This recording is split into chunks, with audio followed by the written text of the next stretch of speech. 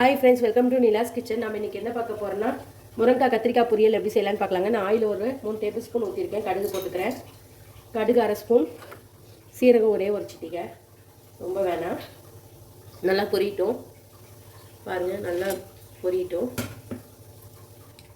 ஆமாம், எண்ணெய் கடுகு பொரிஞ்சிச்சுங்க. இப்போ நான் ஆனியன் போட்டுக்கிறேன். நான் பெரிய வெங்காயம் 2 எடுத்துருக்கேன். கறி லீஃப் கொஞ்சம் போட்டுக்கிறேன். நல்லா வதக்கோங்க. இந்த ஆயிலே நல்லா டீப்பாக ஃப்ரை ஆகணும் நமக்கு. அதுக்கு கொஞ்சம் தூள் உப்பு தான் போட்டுக்கிறேன்.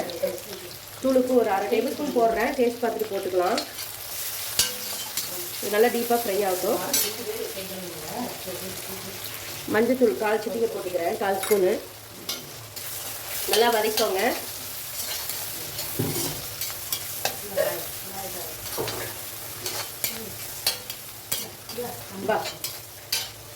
பாருங்க, நல்லா வதங்கிருச்சு. ஒரு 50% வதங்கிருச்சு. இப்போ நான் ஒரே ஒரு பெரிய தக்காளியாக எடுத்துருக்கேன், போட்டு வதக்கிறேன்.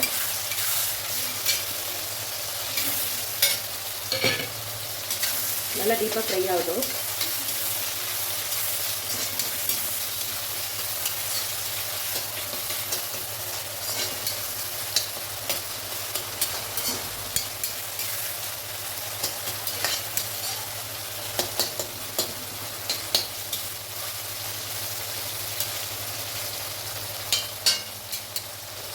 நல்லா வதங்கட்டும். பாருங்க, நல்லா டீப்பாக ஃப்ரை ஆகிடுச்சு.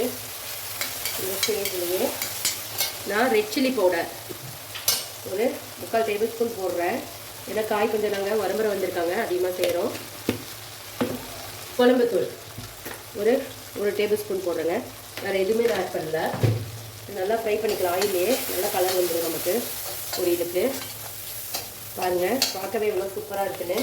இப்போது நான் முருங்கைக்காய் எடுத்து வச்சுருக்கேன், போட்டுக்கிறேன். வாஷ் பண்ணி தான் வச்சுருக்கேன்.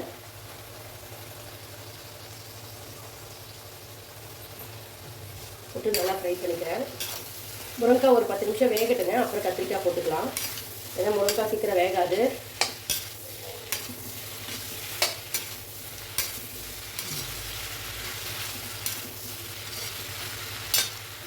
பாருங்கள், தண்ணி லைட்டாக தெளிக்கிறேன், நிறையாலாம் ஊற்ற மாட்டேன். ஒரு லைட்டாக தெளிச்சிருக்கேன். ஒரு 1/4 டம்ளர் தண்ணி கூட வராது. இது முருங்கைக்காய் வேகிறதுக்காக தெளிச்சிடுங்க. ஒரு 5 நிமிஷம் இது வேகட்டும். க்ளோஸ் பண்ணி வச்சு வேக வைக்கலாங்க, சீக்கிரம் ஆகிடும். பாருங்கள், முருங்கைக்காய் வெந்துருக்கு. இதே ஸ்டேஜில் கத்திரிக்காய் ஒரு 7 கத்திரிக்காய் எடுத்து போட்டுக்கிறேன். நல்லா ஃப்ரை பண்ணிக்கிறேன்.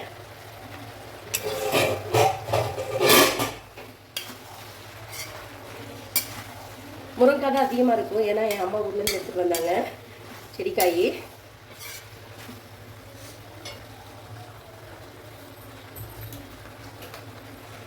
கொஞ்சம் ஒரு 1/2 டேபிள் ஸ்பூன் மிளகாத்தூள் போட்டுக்கிறேன். பத்தலை, காரம் கொஞ்சம்.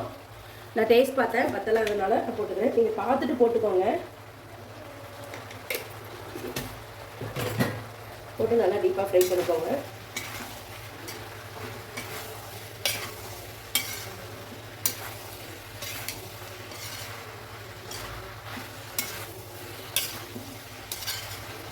பாருங்க, நல்லா வெந்துட்டுருக்கு.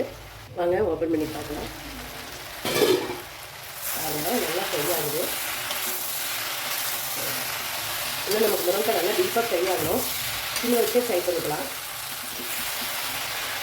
கொஞ்சமாக தண்ணி தெளிச்சுக்கலாம். வேக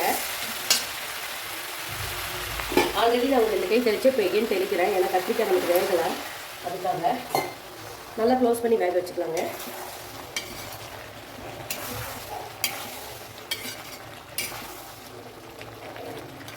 எனக்கு கொஞ்சம் உப்பு பத்தல, நான் உப்பு ஆட் பண்ணிக்கிறேன். கரெக்டாக இருக்கும். போட்டு கலவு நீங்கள் அளவு டேஸ்ட் பார்த்துட்டு போட்டுக்கோங்க.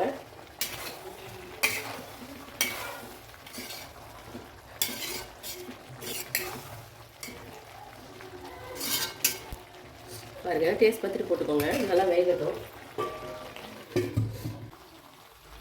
பாருங்க, நல்லா வெந்துருச்சு முருங்கைக்காய். முருங்கைக்காய் நல்லா டீப்பாக ஃப்ரை ஆகிடுச்சுங்க. முருங்கைக்காயும் நமக்கு வெந்துருச்சு, நான் பார்த்துட்டேன். கத்திரிக்காயும் வெந்துருச்சு.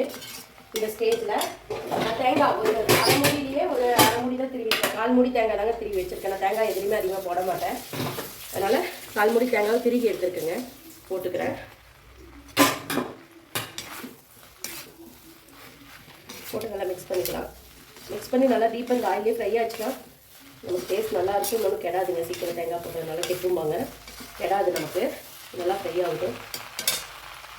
நல்லா ஃப்ரை ஆகிடுச்சு, ஆகட்டும். ஒரு 5 நிமிஷம் ஹீட்லேயே இருக்குதுங்க.